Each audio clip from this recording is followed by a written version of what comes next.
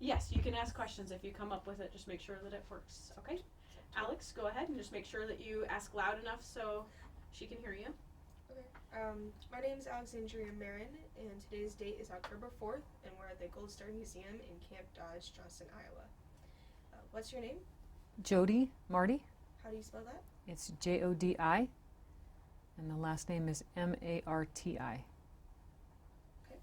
When's your birthday? January 17th, 1969. Where were you born? Atlantic, Iowa.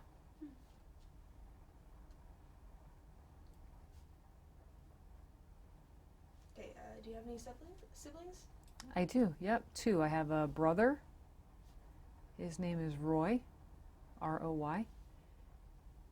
And I have a sister. And her name is Ramona. I like that name. We call her Moni. And you don't have to write everything down. Since we're recording it, you can write it down later when you're not asking the question. Okay. Did you know anyone or have any family members in the military? I did, yeah. My dad was in the military, and my brother was in the military, and I had uncles in the military as well, both on mom and dad's side. Have her tell you about her dad. Okay. What did your dad do? So my dad was in the National Guard his whole career, actually, and he spent 30 plus years in the National Guard. When he retired as a master sergeant. And it was always, so my dad was a lot older than my mom, and so I wasn't around when dad was in the military. I mean, I wasn't born yet, and but there were always stories. So like, and my dad died when I was young. My dad died when I was 7. So I mean, I knew dad up until 7, right? But we didn't talk a lot about the military, I guess, because maybe it never came up. But my mom and my brother and sister would talk about times when, this is, a long time ago, like when my dad would go to Camp Ripley, Minnesota for what we would call annual training now during the summer. Back then they would get a break in their 2 weeks, so it's usually for 2 weeks, and they would get a break for their 2 weeks, and my dad would always go advon, so it kind of an advanced party, so like to get things set up for the main body that's coming in. And so he would definitely get a break in between the two-week periods, and that kind of a weekend. It usually fell on a weekend. And so my mom and my brother and sister would go up to Ripley, Camp Ripley, and they would see family. We've got family in Minnesota, and they would hang out in Minnesota. And when Dad retired, because he retired, he'd done a lot of many years. I didn't have much or any hardly interaction with him while he was in the military, but they meaning the unit that he was in Atlantic, Iowa, gave him a statue, and it was the name of the statue is Follow Me, and that probably doesn't mean anything to you guys necessarily. Folks, it's kind of a classic statue, right? And it's a bronze statue, and it's I'm going to say an infantryman, right? So he's kind of in battle with the old helmet, the ones that you see in the movies, right? And got his arm up like this, like motioning, and then his head's face is kind of over his shoulder, and it's Follow Me, right? So they're getting ready to take the hill or charge the hill, right? And so that's what that statue's known as. And so that is the statue that they gave Dad. Dad wasn't an infantryman; he was in maintenance, and I didn't know the difference then. When you're a little kid, you don't know the difference, right? Your dad's a soldier, and that's like way cool. And you see pictures of him in his uniform, and there's this really cool bronze statue, and like, wow, is that what my dad did? Or, you know what I mean? And so it was always kind of a, I don't know, you'd look at the pictures, I'd look at the pictures anyway, and like, wow, that's really cool, and it would, these old pictures of Dad up again at Camp Ripley, because that just seems like where they went a lot for their annual training in the summer.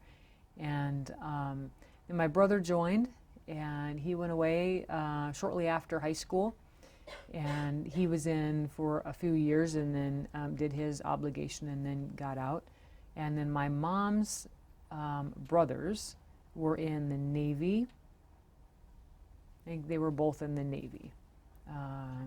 So Richard and Jack were both in the Navy. So, and again, you know, it's I was a lot younger, and so I didn't know them when they were in, but there's always lots of pictures around the house or photo albums. You guys are young, so I don't even know if your parents or grandparents probably have photo albums, right?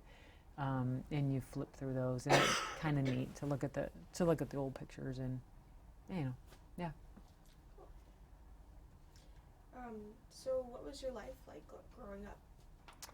So growing up, I grew up on a farm in between the towns of Adair and Casey.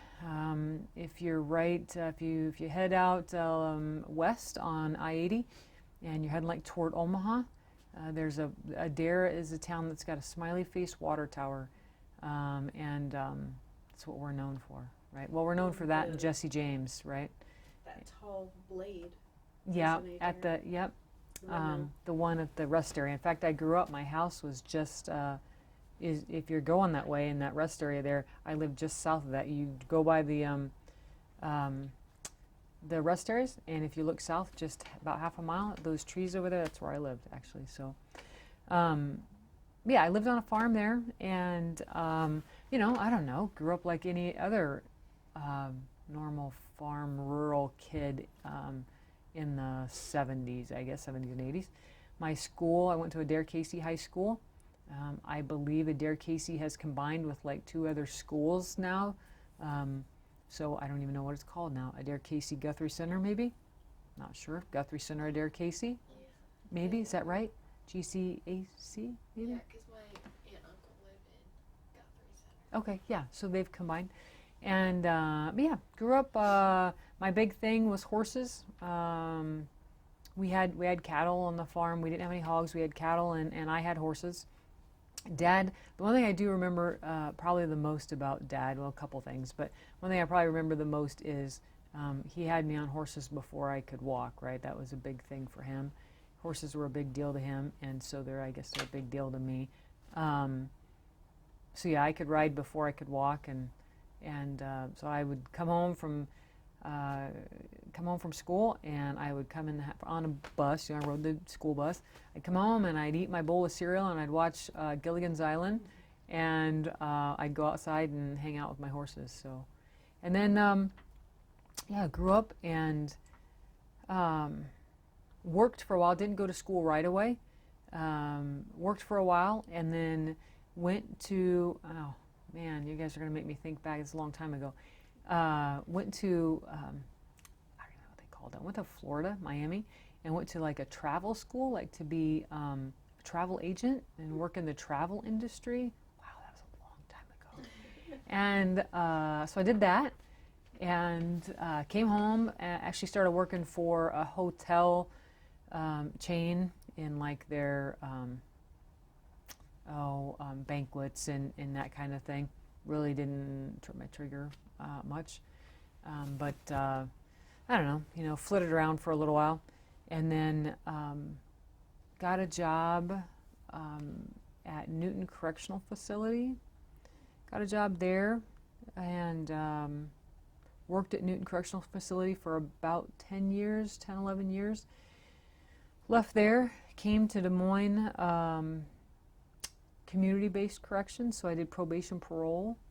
Was working, so that's 5th Judicial District. Des Moines falls in 5th Judicial District. And so I worked the sex offender unit there at 5th Judicial District. And I joined the military 2001.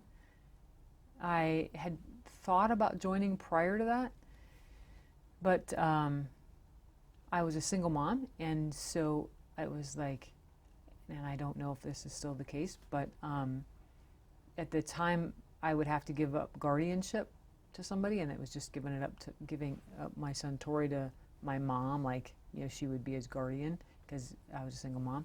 But that sounded like a terrible thing to do when you're 21, you know what I mean? Like, oh my God, I'd be such a bad parent. So I didn't join. And then, like I said, started at Newton Correctional Facility, met my husband there. There was a new class of correctional officers starting, and we both started at the same time. And so met Patrick there, and kind of rolled it around a little again about joining the military, and got pregnant. And I was like, okay, we're not going to do it now, so we'll hold off. And then Benjamin came along, and Benjamin was still a baby, and I was working at the prison there in Newton Correctional Facility, and one of the other correctional officers was in the Guard. And I'd known Dad was in the Guard the whole time, but I never really thought about him. I don't know why I didn't think about the Guard, I guess. And we were talking about it one night, and he said, well, here, why don't you give my recruiter a call? I'm like, all right. And so I gave her a call and made an appointment and went and saw her. And I was like, okay, where do I sign, right? I didn't get any of the cool stuff, I didn't even get a lanyard out of the deal, right? I got nothing. I just went in there. I knew that that's what I wanted to do. I talked to my mom about it, talked to my husband about it. And so I went in and signed the paperwork and joined.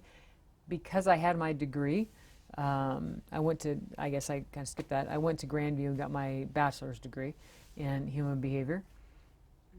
So since I had my degree, they have what's something that's called OCS option. And so I went to basic training, and then I came back. So typically, a young person that's going into any of the armed forces goes to basic training, and then they go to what's called AIT, or Advanced Individual Training, and that kind of like truck drivers go to one school, and communications personnel go to another school, and infantry, they go to another school, right? But I didn't have to do that. So I went to my basic training, and then I came home, and I went to Officer Candidate School, and that school is actually right here on Camp Dodge.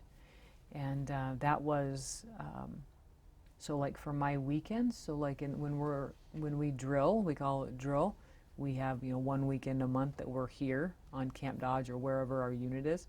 And for me, that was at school. And so I just did my school there. And in about 18 months, then I took a commission as a second lieutenant, and a first lieutenant, sorry. And yeah, I guess then that's kind of where my military career started.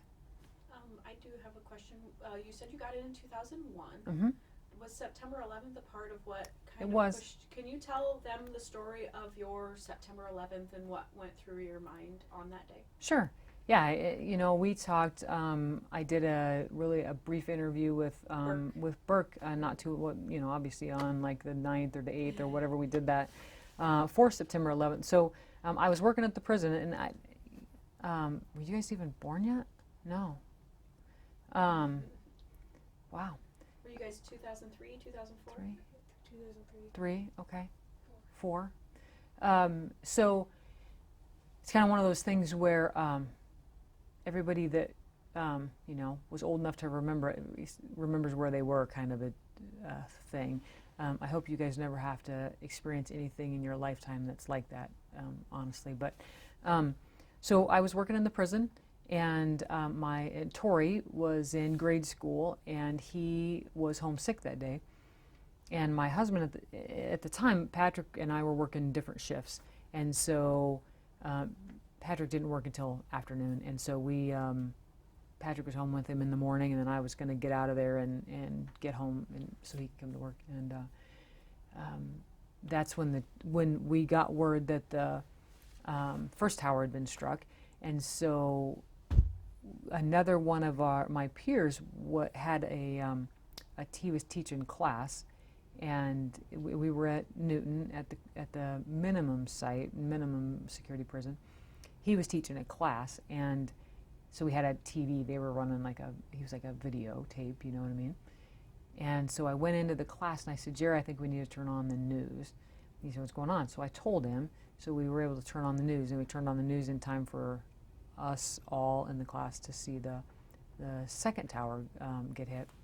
And I get back to my office and called home and said, hey, this is what's going on. You might want to turn the TV on. So that was kind of crazy. So I think it was just that kind of call to do something. I had tried, before to enlist a couple times, and it just hadn't panned out for me. So I think this was kind of the, hey, this is probably what I need to do. And so, so then we were talking about it, and Warner was like, hey, here, give me here's your recruiter's name and number. So, yeah. So, where did you serve? Like, what bases? Yeah. So I started out when I came back from OCS. I live in Knoxville, and so there's a unit down there called 3654 Maintenance Company. I obviously are just maintenance. And so I started with 54, and I was there for a period of time. Kind of the way it works is, for officers anyway, some for non-commissioned officers, but for officers, they kind of move us around where they need us. And we never stay in one spot typically never stay in one spot for a long period of time. 3 years is usually about as long as we stay in one spot. And so, and I got moved up here to Camp Dodge, and worked in Camp Dodge, and then for 185th Combat Sustainment Support Battalion. I was there with them for a period of time.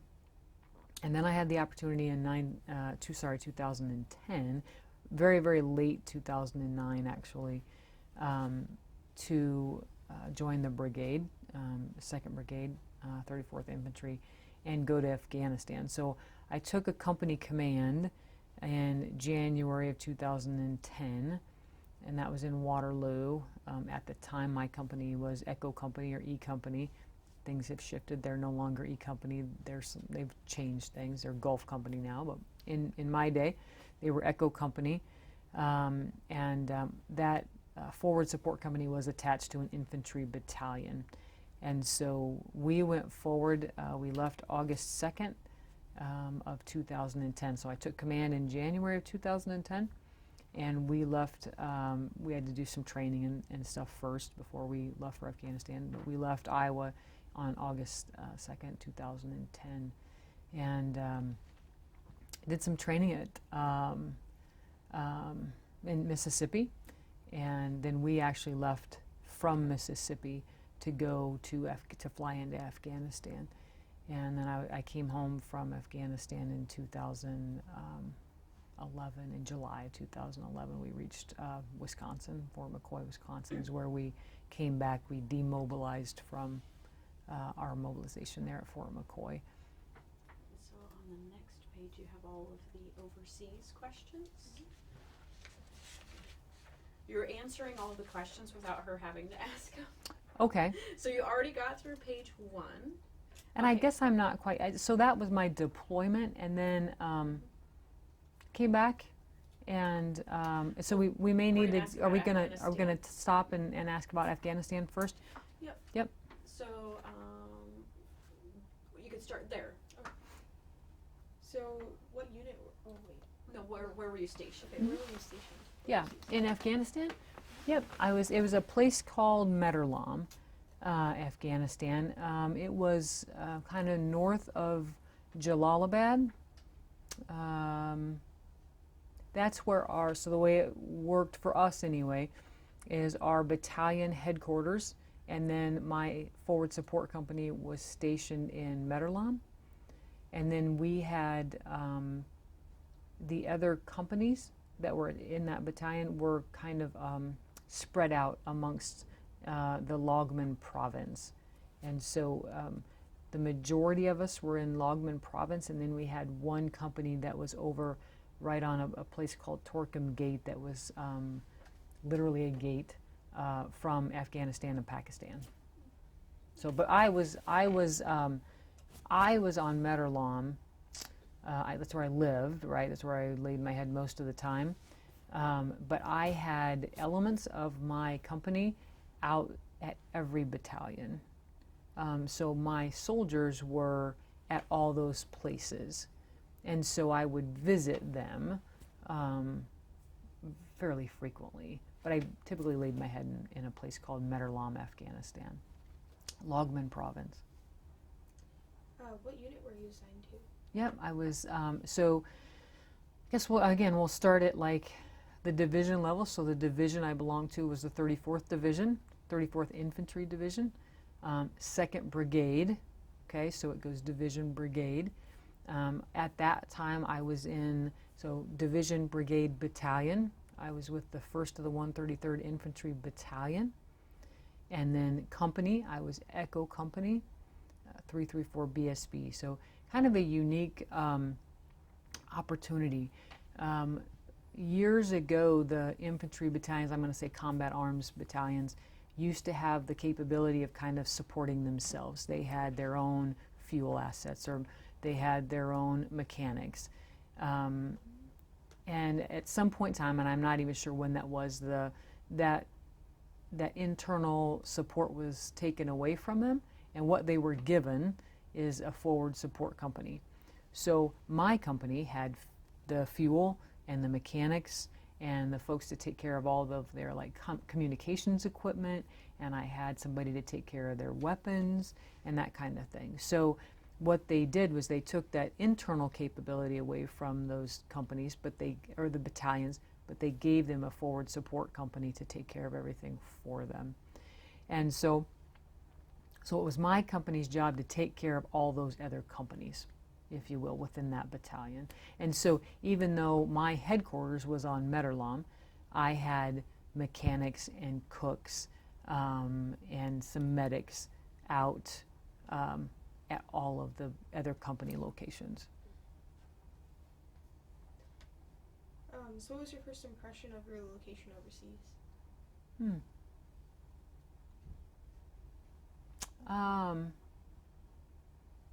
Actually, I thought it was pretty good. I hated the cities, like when we would fly in through Bagram, and then when we got to Jalalabad, it was so,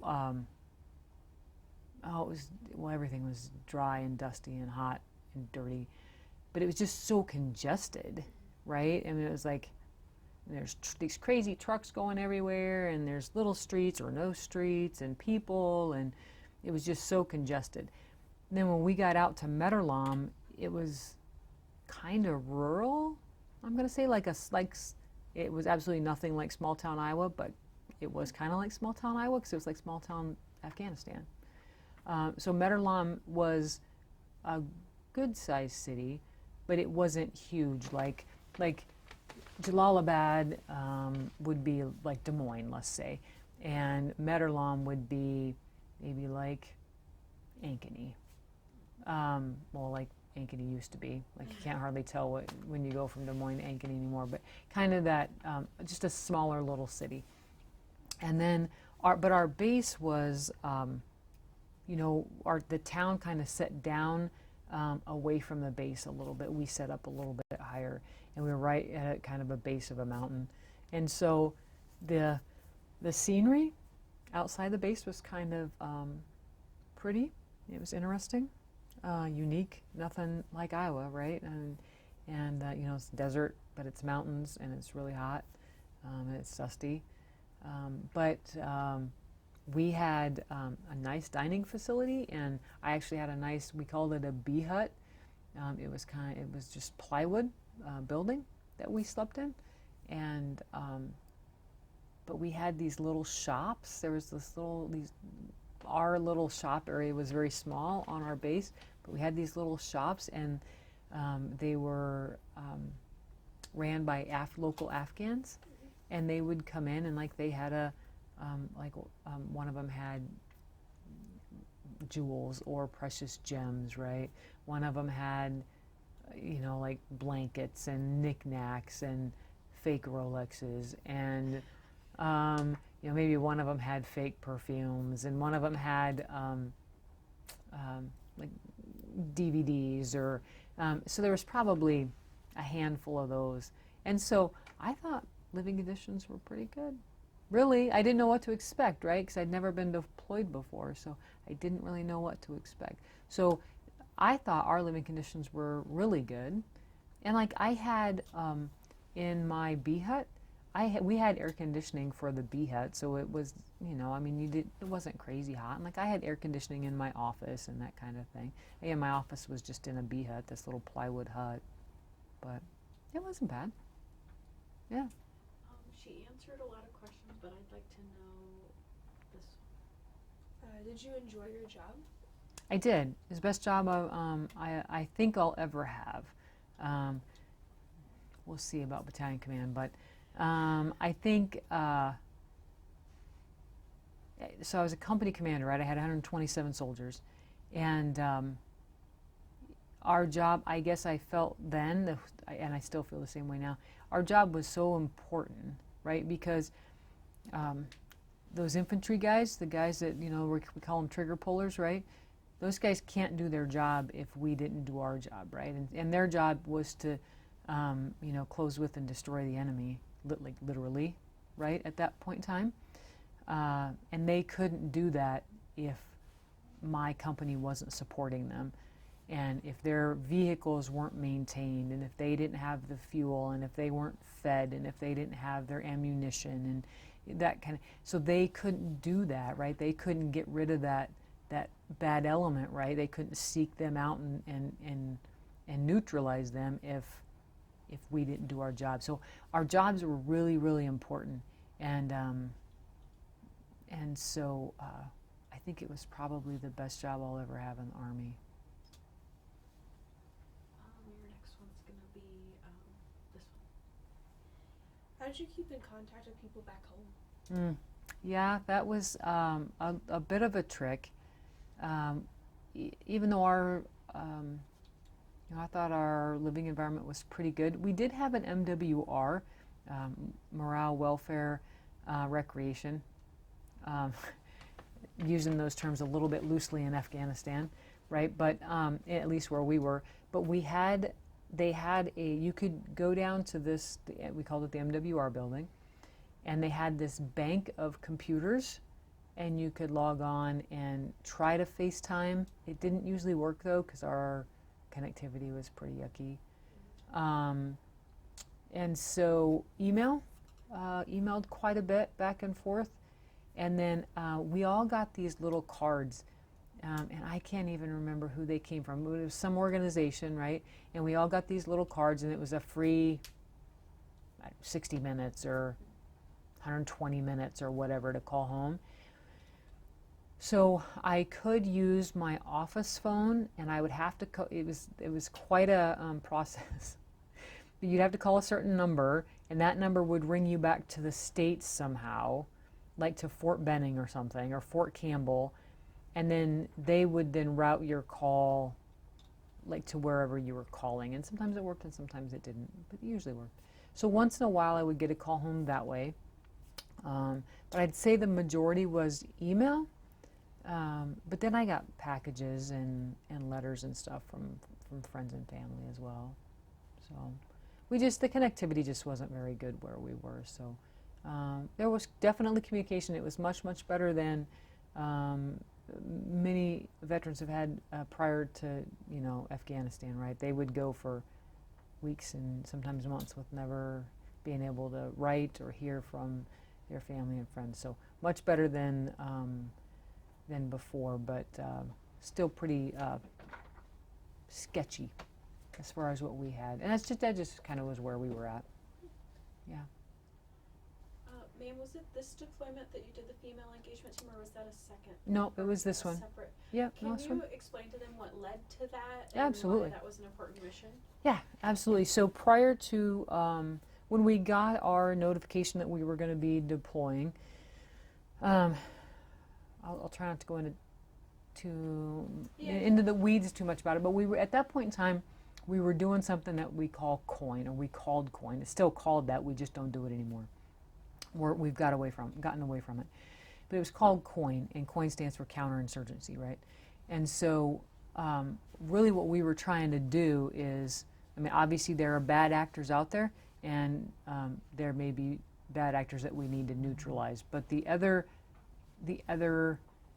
way that we were trying to get at the insurgency piece of it was to why are these people, the majority of them men, right? Why are they turning to these terrorist organizations? Why are they getting involved in that insurgency, right? Do they need jobs? Do they need training? Do they need? Why are they turning to this insurgency?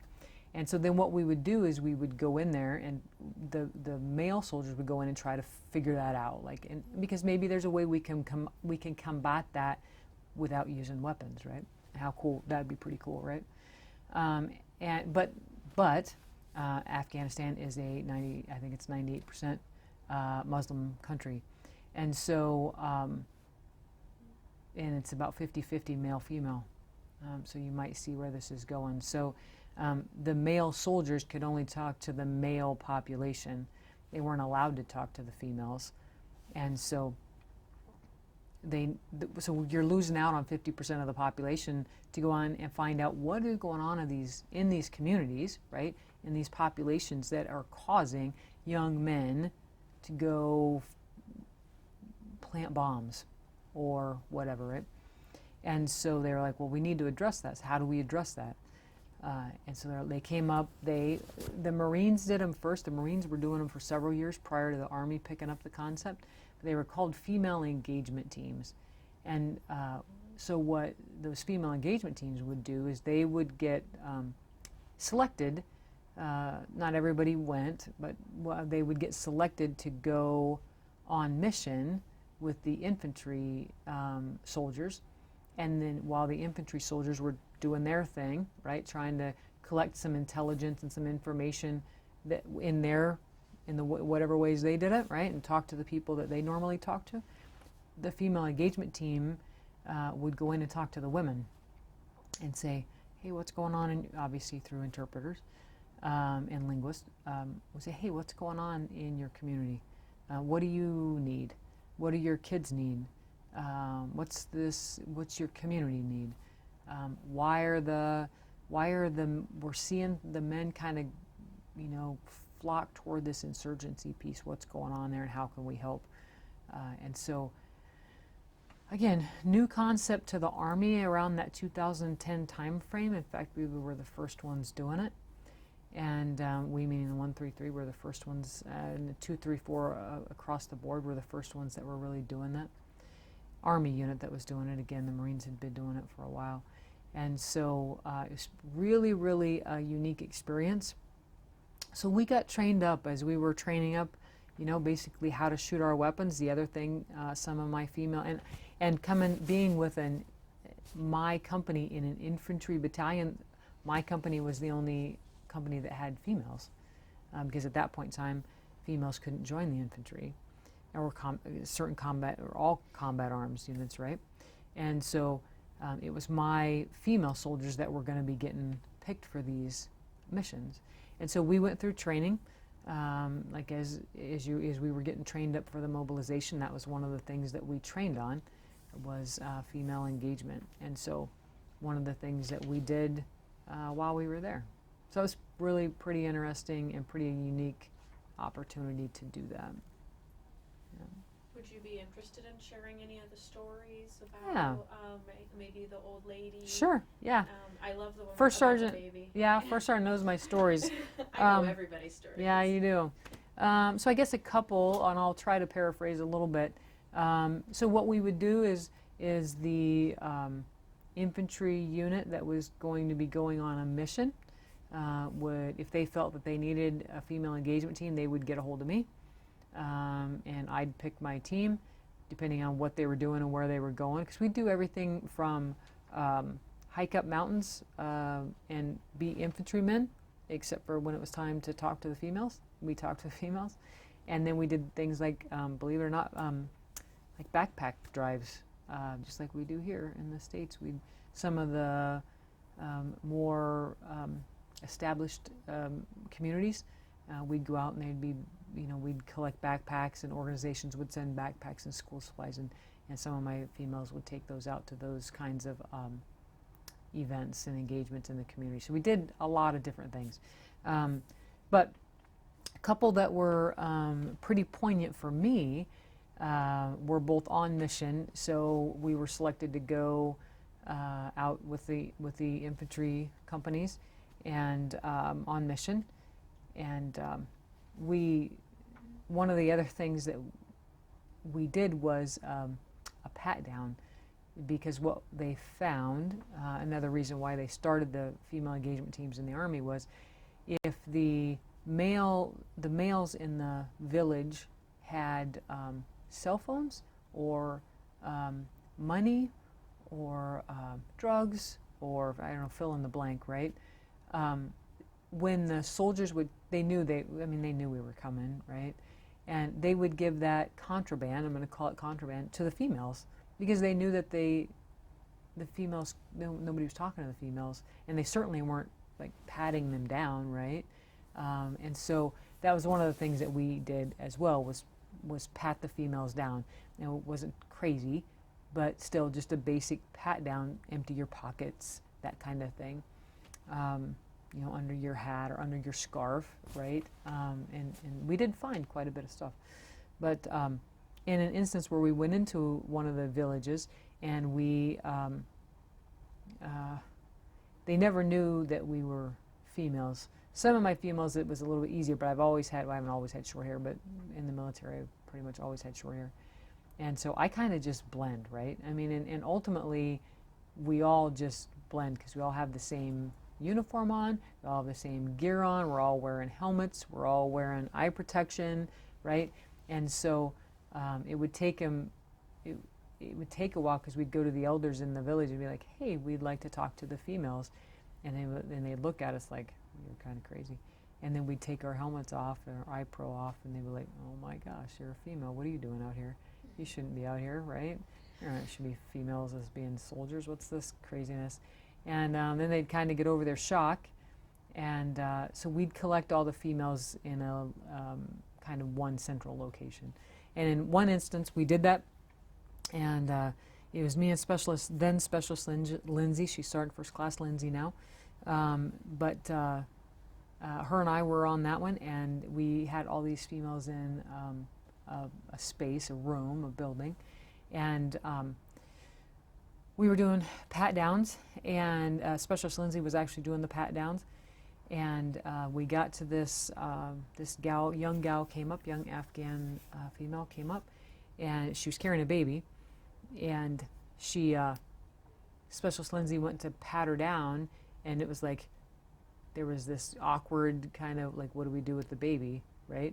Like, it's hard to pat someone down or do a check like that, check their pockets and in their area when they're holding the baby, right? And I just instinctively reached out to take the baby. I'm like, oh well, here, let me hold the baby and you can get your pat down and then move along, right? And again, it was just kind of instinctual. And she looked at me and she handed me the baby, and I'm like, oh.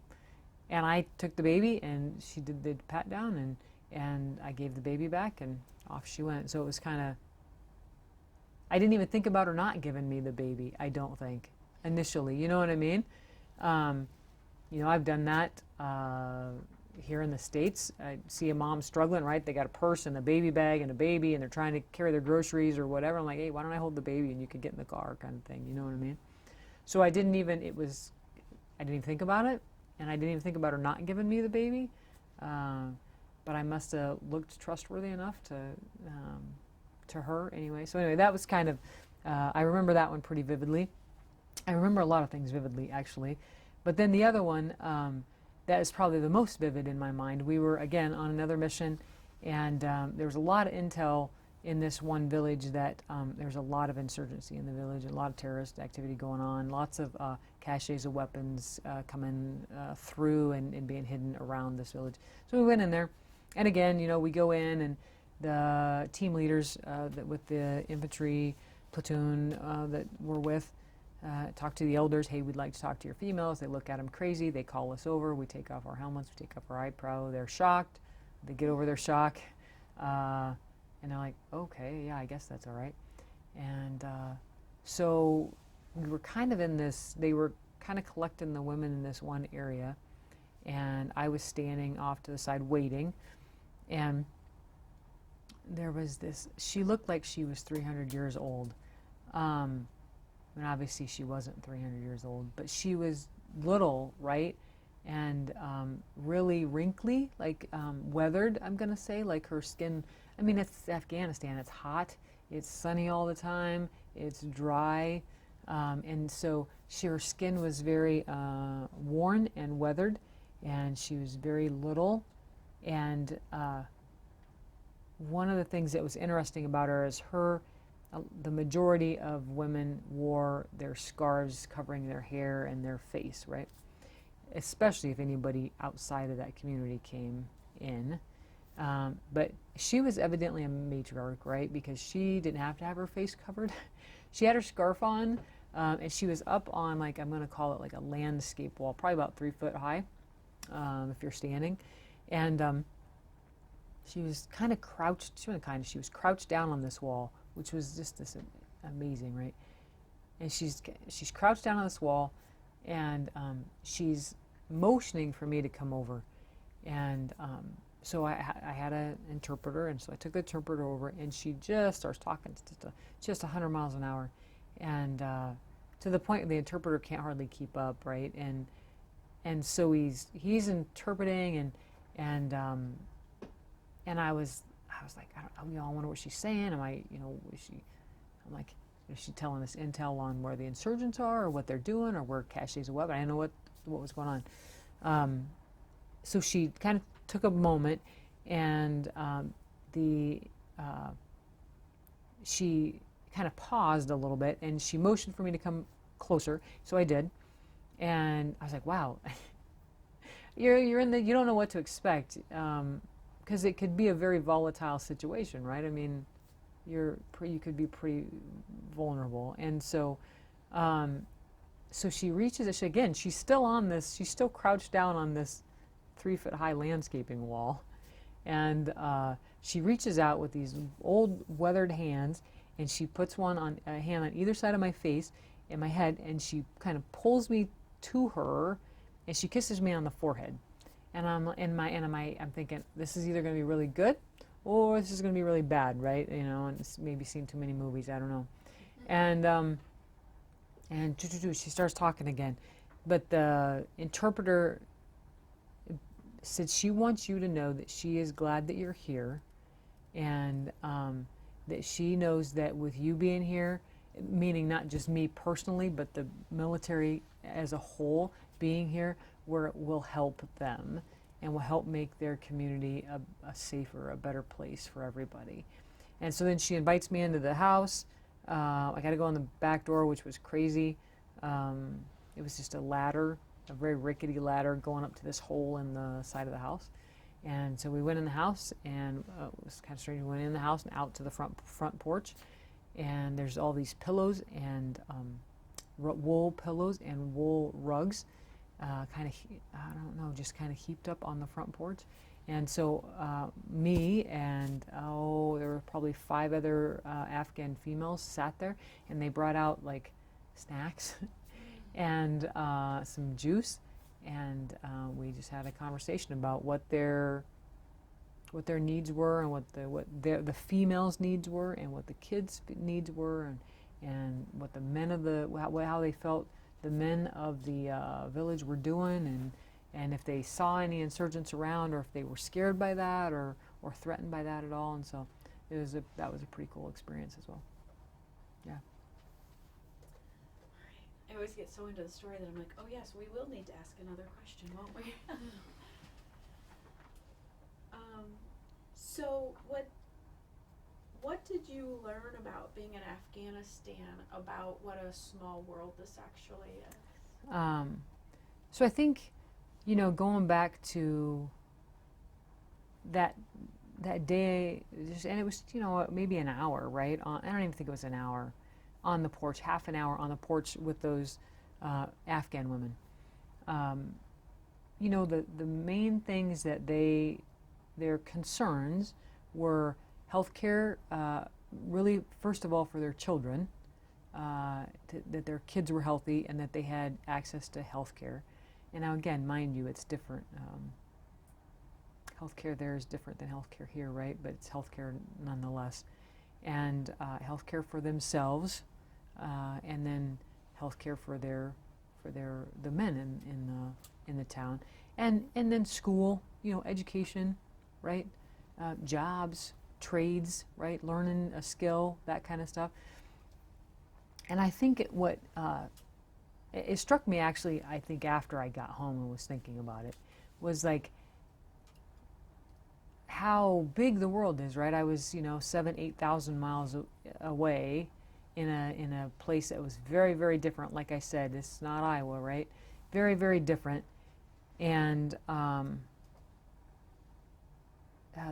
lifestyle's different, the environment's different, the socioeconomic level is different. Like almost everything is different, right? But the women were talking about the same thing there that, moms are talking about the same thing there that moms here talk about, right? Healthcare for their kids, healthcare for themselves, healthcare for their husbands and their families, jobs, education, good homes, fresh water, clean water, food, right? And that's what all those basic needs that all moms are concerned about. And so I think it's this, with this great big huge world, and there are a lot of differences. We all have a lot of differences. But when you really get down to it, it's pretty amazing how similar we really are. So not only with the women, but with the men as well, right? The men would sit around and they'd drink chai, right? And the women would go do their thing, right? Well, I can guarantee you, and if you said you had family in Guthrie Center, I can guarantee you can go to Guthrie Center, Iowa, at around 7 o'clock, probably any weekday morning, at the local cafe. And who's going to be sitting around drinking coffee? It's going to be a bunch of men sitting around drinking coffee at the local cafe. And so I'm like, so there's, I think the lesson learned for me, and I think that's, again, I'll go to the kind of poignant kind of things that happened during that deployment that were relevant to me then, and I think are maybe even somehow more relevant today, given the climate that we're in today, is how, even though our lives and our environments can be very different, and the way we look and so on can be very different, there's a whole lot more about us as a people, as human beings, that are alike and that are similar. And I think people would benefit. I think we as a whole would benefit if we all realized that a little bit more. So this is going to be your next question. So, what was it like when you came home? Yeah, so I guess that would be another one of those. I remember, like I said, a lot of things are vivid. I remember vividly. We were the last of the 133 to get home, and I was, so Colonel Kramer was my battalion commander at the time, and he was already back, and then the group of us the last group of us that left Fort McCoy came back, and we all came into a homecoming ceremony at the Unidome in Cedar River Falls. And so I was let's say commander, right? It wasn't really, it was a group, right? So it wasn't necessarily my company. My company was part of this group, okay? And so we came in there, and so we all marched in, and I don't know if you've ever been, some of those high school stadiums are pretty darn big, but the Unidome's a pretty big place, and so we marched in on the football field, really, and we were all lined up there, and Colonel Kramer and the guests of honor were on a podium, a stage, and I was in the front of this whole group. I happened to be the commander of this particular group, and so there's all these, they have these speakers, and they speak, and so on. And there's families everywhere, right? And families don't want to hear anything from these speakers. They just want you to say dismissed, right? Because then you get to see their soldier. And so it was at the end of the speeches, and I saluted Colonel Kramer. Colonel Kramer saluted me and told me to dismiss. And so I turned around and I dismissed everybody, right? I dismissed the group. And then there's this roar in the Unidome, and everybody's happy and yelling and crying, and the people are rushing onto onto the floor where we were. And I'm standing there. So I am standing here, and I'm watching all this, right? It's kind of like a movie. I'm watching all this happen. And a friend of mine, his name's Steve Edmonds, he is in a Patriot Guard. And he was there for the homecoming, and he was in what I'm going to call it the flag line, right? So a lot of times they will have a flag line as the soldiers are marching into a homecoming ceremony. And Steve was it was in the flag line at the time, and so he happened to be on the floor level, you know what I mean? So my family was working their way down, you know, out of the bleachers, and so. So Steve came over and gave me a hug, and I'm standing there watching this happen, and I'm like, well now what do I do? I remember that vividly, right? I'm like, well, I don't know what to do now, right? And he goes, well, you go home. And I'm like, okay. And so that was just kind of a weird... I don't know. I hadn't thought about that for a long time, but I didn't know what to do, because I'd spent, you know, the last 12 months being a commander, right? And I didn't know how to not be a commander. I don't think. I didn't know how to go back to not being a commander in that environment. I guess maybe I should say, because I was still a commander, but maybe I just didn't know how to go back to being a commander in that environment, and so. You know, nobody'd seen their family for a long time, right? And what do you eat? And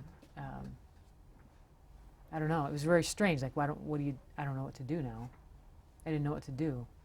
So I hadn't thought about that for a long time, but it was, yeah, kind of interesting. So that was coming home, and then I went on home, and I mean, it was coming home was a good thing, right? I'm not saying it was a bad thing. It's just different, and so.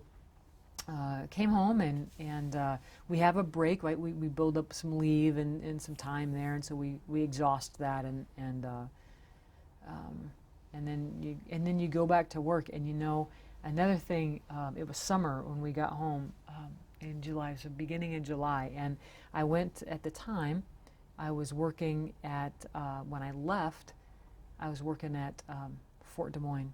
And when I came back, they put me at 910 Washington, and that's where the probation parole office is in Des Moines. And it was way too early for me to go to any kind of social event, but I was fairly confident that I was fine. And so I was in my office, and they were having Fifth Judicial had a big, like a day, like a fun day, right? An employee day, if you will. And in that employee day was out at Fort Des Moines.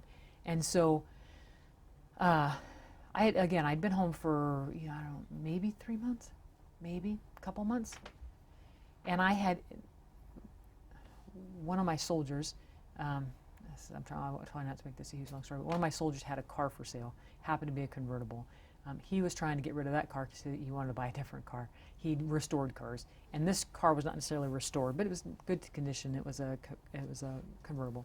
So when I got home, I bought it, and so I was at work, and everybody was kind of filtering out, right, to go to the employee day, and they're like, Jodi, come on, you're gonna go to the employee day? You know, it's time to go, right? And I'm like, yep, yeah, I'll be there. And so I was like, all right, well, I got to go make an appearance, and 'cause I told them I'd be there. And so I left 910, and I get on 6th Avenue. And I am at 6th and University, and I don't know if you're really familiar with Des Moines. I know First Sergeant is. But at 6th and University is Mercy Hospital. And I'm sitting there, head top down. And so a couple things happened right there at that intersection. First of all, some guy walks directly behind my car, which freaked me out. Like, because we didn't let people get close to us in Afghanistan, right? We didn't, because they would put bombs on our vehicles, or they would throw things, try to throw things into the vehicles and that kind of thing. So we never let people get close to our vehicles. And so that freaked me out, first of all. Like, this guy's like, he's just trying to get across the street, right? And he's walking between the cars to get across the street. And he was like literally right behind my car. And so that kind of, like, what the heck is this guy doing? And then I'm like, Jodi, he's just trying to get across the street, so kind of talk yourself down. And I was sitting there at the stoplight, and I heard the helicopter, and it was Life Flight coming in. And I'm like, okay. And I look up and I see it coming, and there was only one of them. There was only one helicopter, and that didn't make any sense to me. I'm like, where the hell is the other helicopter at? And because we always were at least in pairs in Afghanistan. And so I'm like, so then again, that threw me, right? I was like, where's the other helicopter at? And so, and then again, you're like, Jodi, it's just Life Flight, and they're going to Mercy, right? And so I'm like, okay, yeah, you're fine. And probably should have been my first clue that I should have made a right on University and just went around the block and back to work, but I didn't. So I went on out to the get together. I ended up not staying long, but yeah. So that's kind of what it was like when you first get home. It's just so much different, and you wouldn't think it would be, because I spent 30 plus years in the United States, so like that's all normal, right? So why would a year being away from that cause so much of a shift in your perception? You'd think it wouldn't, right? I mean, a year's really not that long, and so that was kind of interesting. But, yeah, just a little bit different. So that's some things I remember about initially coming back. But Yeah, about 10 more minutes. holy cow! I just talk. So I'm gonna have you ask. Don't ask that one because she's not done achieving rank yet. That's your highest rank achieved, and we'll do that one after you retire, ma'am. Okay. But go ahead and start with these questions that are the retrospect, just on military service as a whole. So did you learn like an important life lesson while you served, or? Yeah, take care of each other. Pretty much it. I don't know if I learned that. Maybe maybe it was just reinforced. I think that's it. Just we gotta take care of each other. Do you think that being from Iowa helped you have a good work ethic? Absolutely. I can tell you that I remember my mom. Again, I wasn't alive when my uncles were in the Navy, but I remember Mom telling me stories that her brothers would tell her, that when the naval leadership, I don't know what their ranks are, when they would find out that they had Iowa boys on their ships, they would like flag them, because they knew they were workers, and they knew that they would take care of business and they'd be respectful. And yeah, absolutely. So what would you say to people who are our age about like what you learned in the service and stuff like that? I think it allows young people unique experiences that they just simply don't get in the community or in school. Training, school, the benefits, that just it's a very unique opportunity that less than 1% of the population actually get to experience. So there's a lot more to it than just holding a rifle or assault in a hill. There really is. You look at First Sergeant, right? She's public affairs, and she's been doing public affairs for a long time, right? And if today the Army said, yeah, we're not going to retain you. We're gonna let you go, First Sergeant Robinson. She could go out into the community. That's not going to happen, by the way. But if it did happen, she could go out into the community and have absolutely no trouble finding a job. And I think that's true for the majority of the people that are in the Iowa National Guard. The training and the schooling and the leadership qualities that you learn in the National Guard set you above and beyond your peers. What advice would you give a young person joining the military? join. I guess for me, like, what are you out, really, right? Because we, even if you want to go to school, right? College, we talked about, college a little bit when I first came in.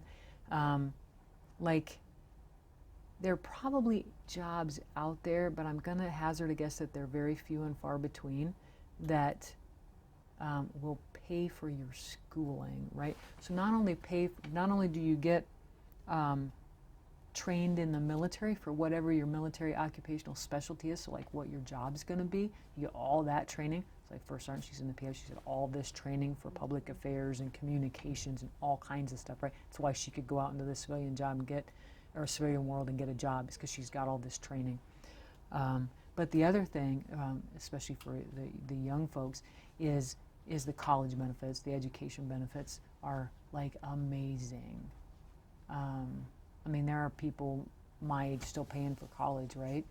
You get your bachelor's degree, you get your master's degree, you get doctorate degrees. I mean, we're still paying for school. People that join young people that join the military could come out of it with this specialized training for whatever job you wanted to take. But on top of that, with your education benefits, it's called student loan repayment. Like, you could walk away from college not owing anything. It's fantastic. We got bonuses right now in the military, in the Iowa National Guard specifically, $20,000. That's insane. Just to stay in. It's crazy. Jobs don't offer that. Civilian jobs don't offer that. Do you wish you would have gotten in earlier? Yeah, absolutely. 31. I was 31 when I enlisted, right? I went to basic training at 31. Absolutely, I do. Yeah, man. I don't remember recruiters and maybe they were, but I don't remember recruiters in my schools, back in the late 80s. And maybe they were there, I just don't remember them, right? But I just, and it's kind of maybe even more so of a passion now. I'm being reassigned a little bit, but, a little bit, being reassigned. But I think I talked to one of my teams today, and I said, the thing for me is not necessarily the number, not getting the number, but holy cow, if we could help somebody, right? If we could help a young person get set up for not having to pay college debt back, getting them some specialized training. So let's focus on helping people, and that number will come, right? That number will just be automatic. That'll just happen. That'll be a benefit, right, if you will, to helping people. And so I can't, I actually wish I was young now so I could go in and be in infantry. That'd be amazing. I picked field artillery. Field artillery, yeah, I'd be an infantryman all day long. Yeah. The big Yeah, those 777s are pretty impressive. I think there's maybe just a couple more. Are you proud of your service, and would you do it again? Yes, and yes. I don't like to say I'm proud of my service. I'm sorry. Because there's some times that I don't think, I don't know if I've been a really good mom. Because I've been gone so much, I'm gone all the time. So there are some times that I'm not really proud about those kinds of things. You know what I mean? If I've been a really good daughter or friend, because the military does take you away sometimes. You know what I mean? I think maybe what I'm most proud about is my soldiers, probably, because they're awesome. And brought up the female engagement teams, and those girls were amazing. And I'm really proud that I get to serve with the people that I get to serve with, because those people make me better every day. So I don't know that I can call myself proud of my service, but I can tell you that I'm proud of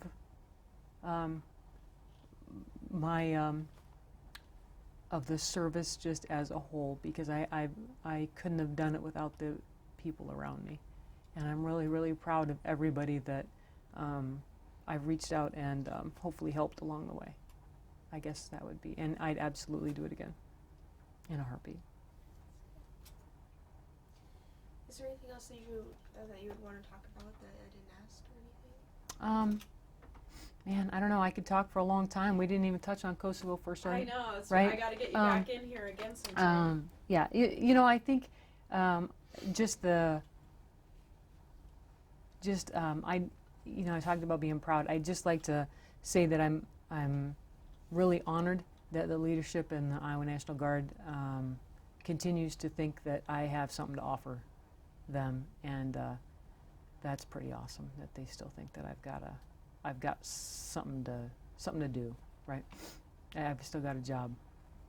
I got something. You know, there's a plan, right? They have a plan for me. They think there's something that I need to do, and I'm honored that they still think like that. So, I guess that's all. What have you been doing lately? Yeah. So right now, I kind of had a shift. So when I came back from Kosovo in 2018, I took on the Brigade Support Battalion. Officer in charge. It's called the Officer in Charge, the OIC. So I run the battalion during the week. That's my job. Not the battalion commander, but I'm the officer in charge during the week, and then I'm kind of the battalion commander's right hand to help him or her do what they need to get done within the battalion. So that's what I've been doing for the last 18 months. And then I've just been reassigned to Recruiting and Retention Command, which pretty anxious about that. I've never done that before, so I don't know a lot about it. However, I've got fantastic NCOs, and so they'll make sure to take care of me and tell me what I'm supposed to do and I'm not supposed to do, and where I'm supposed to be and where I'm not supposed to be. So looking forward to that, because I get to interact with those, like the young soldiers that are just coming in, maybe haven't even gone to basic training yet. I'll get to interact with them, and I think that's pretty awesome. I'm pretty excited. I am pretty excited about that. Yeah. So that's me in a, I was going to say a nutshell, but I guess it was a little bit more in a nutshell.